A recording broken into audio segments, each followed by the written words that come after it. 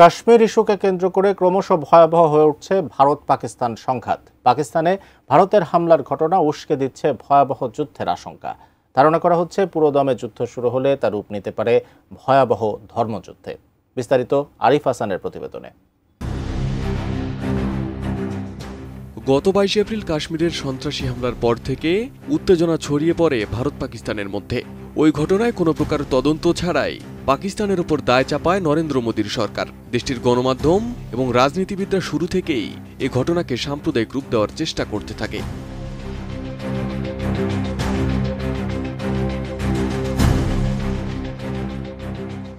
অবশেষে হামলার হুঁশিয়ারির পর পাকিস্তানের সামরিক অভিযান চালিয়েছে ভারত, আর এই অভিযানের নাম দিয়েছে অপারেশন সিন্দুর।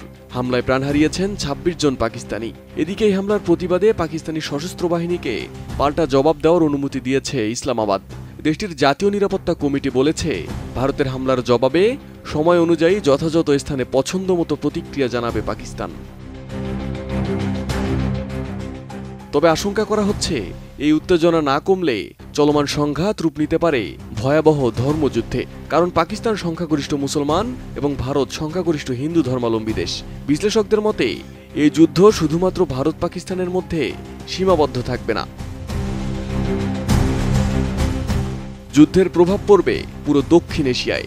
ইতিহাস সাক্ষ্য দেয়, ভারত ও পাকিস্তানের মধ্যে যে কোনো সামান্য ঘটনাও রূপ নিতে পারে ভয়াবহ যুদ্ধে। RICL TMX, যুগের পর যুগ স্থাপনা থাকে মজবুত।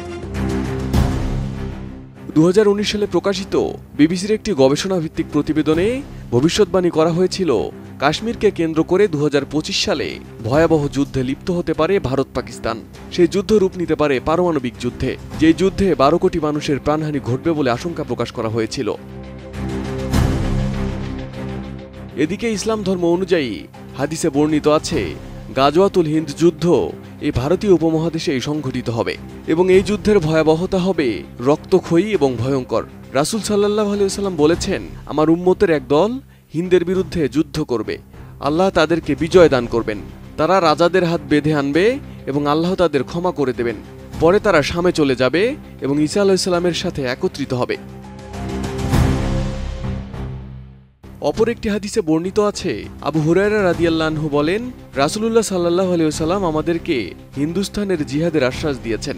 আমি তা পেলে তাতে আমার জানমাল উৎসর্গ করব, আর যদি আমি নিহত হই তবে মর্যাদাবান শহীদ বলে গণ্য হব, আর যদি ফিরে আসি তাহলে আমি আবু হুরায়রা হব আজাদ বা জাহান্নাম হতে মুক্ত। এদিকে উপমহাদেশের বিখ্যাত আলেমরাও তাদের বিভিন্ন গ্রন্থে উল্লেখ করে গেছেন যে ভারতকে কেন্দ্র করেই এই যুদ্ধ সংগঠিত হতে পারে এবং এটিকে তারা ইসলামের বিজয় সূচনা যুগ হিসেবে উল্লেখ করে গেছেন। তাদের মধ্যে অন্যতম ইবনে কাসির, শাইখ জাকারিয়া কান্ধলম্বী, শাইখ আলী ইবনে হামিদ আল আলাবানী, মুফতি তাকি উসমানী, শাইখ ইমরান হোসেন সহ আরও অনেকে।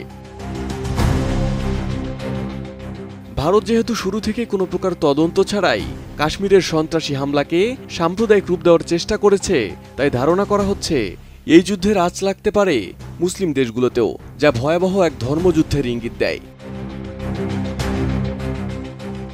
Arif Hasan, ATN news.